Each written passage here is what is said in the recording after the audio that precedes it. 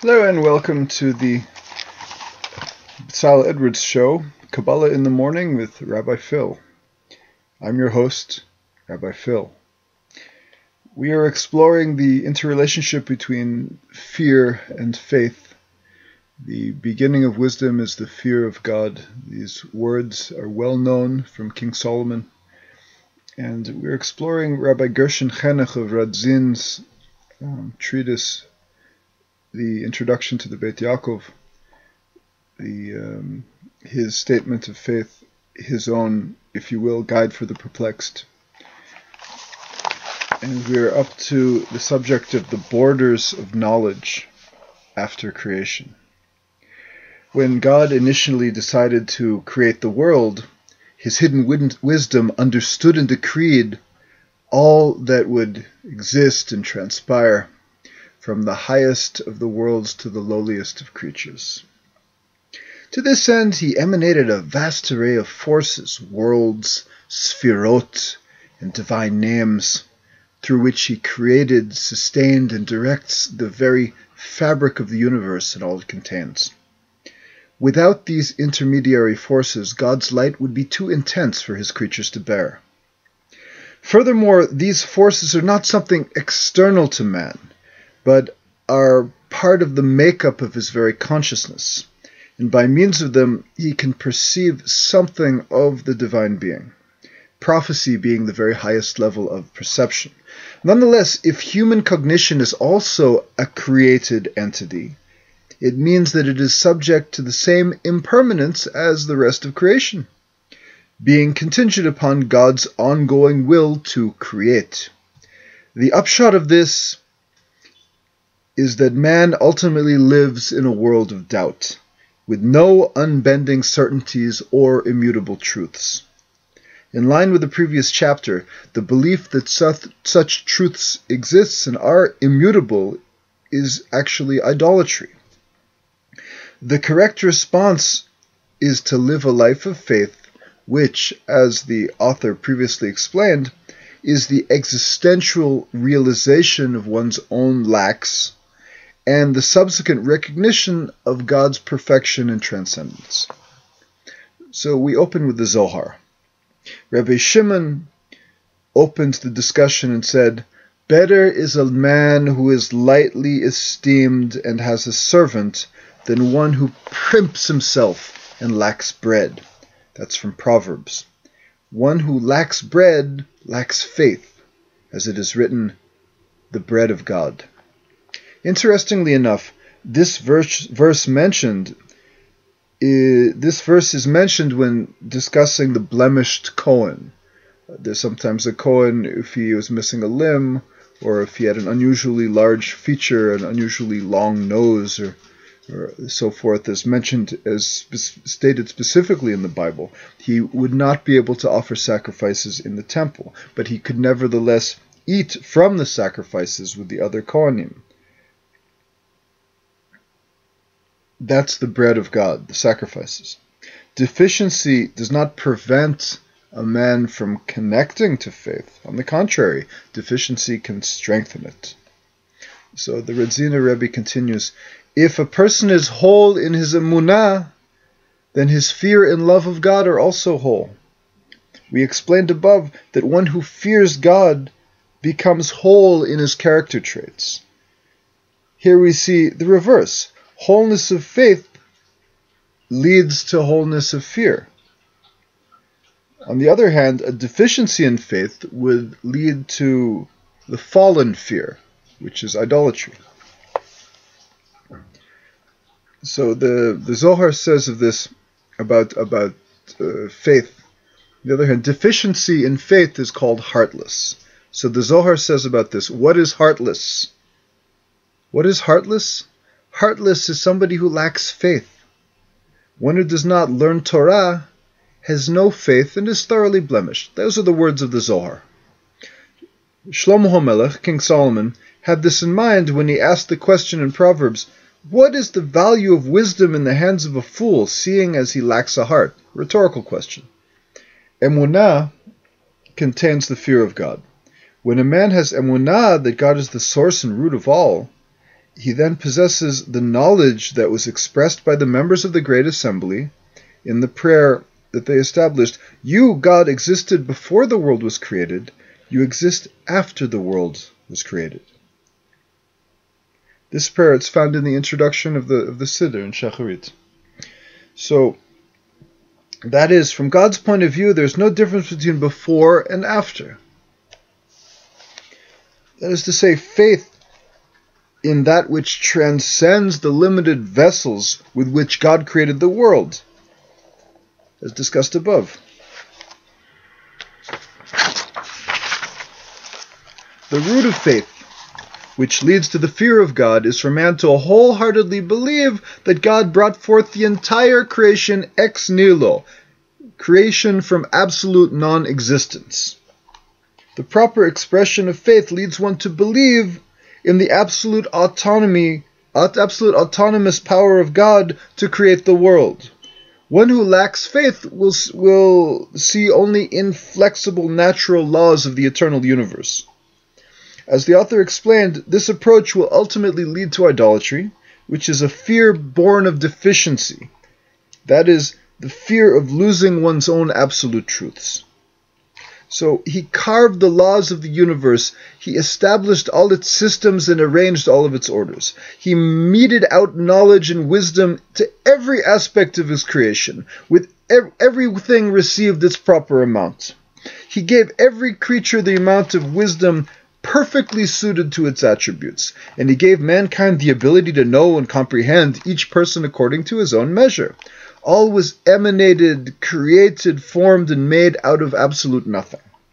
Everything was established only in order to create the appearance of separate entities in the world, with each being acted on its own accord based upon the consciousness that God has granted us. Still, we need to know and believe that our own human knowledge does not come close to the root in God's knowledge. We may only contemplate that which we are permitted to know. Even the prophet's knowledge is limited by the way God created him and the power of comprehension granted unto him. His prophecy is only according to his knowledge. As it is written in the prophet Hosea, I have multiplied their visions, I shall use images through the prophets. Biyad Nevi'im Adameh. This idea is found in the Tikkun Zohar, the key to the Zohar, which says, and he doesn't quote, but you find this in the Tikkun Zohar. When God wants to draw prophecy into the world, then all of the sfirot are included in man, and man is called a prophet. The sphera of Malchut, sovereignty, the divine emanation of the divine illumination, the sphera of Malchut, is a representation of all the sphirot. It reflects all of the upper sphirot, the divine illuminations.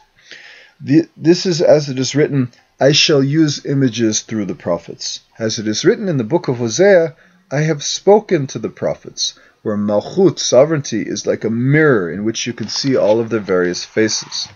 So the sphera of Malchut is the lowest in the arrangement of the sphirot. Thus, Malchut serves as kind of a catch basin or a mirror that receives and reflects the potencies of the upper sphirot and that descends to it. The prophet attains this consciousness and is therefore able to receive God's word as it filters down through all the upper worlds and spheres. So similarly, all of the sphirot show their power and forms to the prophet according to his ability to perceive the upper realms. In the same way, it is enclosed below in the throne of glory, in his angels, in the Ophanim, and the holy Chayot, in all of the firmaments and all of the thrones, and all of the angels are dependent on them. There are many levels of angels, one above the other. As is written, for there is a higher one who watches over him that is high, and yet higher ones over them. So too with every cherub and mazal, or astrological force, zodiac force. It is written, that's also true with every cherub, every zodiac force, every mazal. As it says in the Psalms, his sovereignty is in every dominion. This is, I shall use images through the prophets. Each one sees the images from beyond according to his power, which is his soul, his neshama. It is said in the Midrash Even when Ruach HaKodesh rests upon the prophets, it only does so according to a defined measure. Like it says in the book of Job, to make a scale for the wind. That is to say, that the understanding of the prophets is also a force that is created by God and allocated to each prophet according to God's wisdom. His prophecies are all follow the specific power of understanding granted to him at the root of his very soul. All of man's ability to understand is a force that was created and distributed to mankind. So the point here that the Radziner Rebbe is making is that human wisdom, even the highest prophetic wisdom, is a creation of God, which God emanates according to the level of the prophet's soul. That being the case, one must realize that there is something higher than all of comprehension, higher than all comprehension. Whether knowledge is prophetic or intellectual, there's something beyond. Various places in our tradition use the phrase before the world was created. So having posited that all human comprehension, including prophecy, exists only in the limited post-emanation stage, and that we can have no comprehensive grasp of that which precedes creation, the author now explains various midrashic references from Jewish wisdom teachings to a period that existed before the creation of the world, which would seem to contradict the previous explanation. However, even here the references are to stages after the initial steps of creation and not to God himself. So, what does it mean before the world was created? The Midrash Ne'elam in the Zohar says, before the world was created, he and his name, before the world was created, it was only he and his name. There are a number of there are a number of matters attributed to the time before God created the world. The Midrash tells us that the Torah was hidden for 2,000 years before the creation of the world. All of this occurred after the desire to create arose in God's primordial will, whose antiquity is as old as the borders of the existence of creation. At this moment, time was created. The creation of time is described in the Midrash as 2,000 years before the creation of the world. This is called 2,000 years, 1,000 years of wisdom and 1,000 years of understanding. It is called the order of time. This is as it is said in Breshit Rabbah, in the Jewish wisdom teachings. This teaches us that the order of time preceded creation. In the place and within the borders that were established for the order of time, that is with the creation of time, the borders and order of divine conduct were established. So what is the world mentioned here before the creation of the world? It refers to a metaphysical existence before the creation of matter. The creation of the world happened through the first tzimtzum, or contraction, of the Ein Sof, the infinite, in where God withdrew his life from around a single point in the endless light, creating an empty space in the center of his being. Creation ex nihilo, from absolute non-existence, is tantamount to the withdrawal of the light and the creation of this empty space. This is all from the teachings of the Arizal. So time was created before matter. The idea of a time period before the world was created refers to a metaphysical realms that God created prior to the material world. However, as there is an order and a sequence to these worlds, these metaphysical worlds, but before and after, such as the emergence of the Sefirot, the arrangements of Adam Kadmon, the primordial man, and the breaking and the repair of the vessels, then we may say they existed in some form of time. Knowledge of the forms that existed prior to the creation of matter is a received tradition from the prophets and the sages and the Kabbalists. The progression of metaphysical creation is described in great detail by the Arizal and the Eitz Chaim, his magnum opus on Kabbalah. So the Radziner continues, this is as it is written in the second introduction of the Tikkun Zohar. The Zohar says, you are the one who brought forth the 10 rectifications, Sfirot. Tikkunim or it's another way of saying the Sfirot. You brought forth the 10 rectifications and called them 10 Sfirot for the purpose of conducting worlds that are hidden and not revealed, and for the purpose of conducting worlds that are revealed. Thus, the entire order of the divine conduct of the world was established within the boundaries set for the order of time for the express purpose of running the world, both hidden and revealed. This is, as the passage of the Zohar concludes, you have no known name, you have no known place, but rather you make your strength known, your strength and influence known to mankind. This has been the Kabbalah in the Morning with Rabbi Phil. God bless, and have a Shabbat Shalom.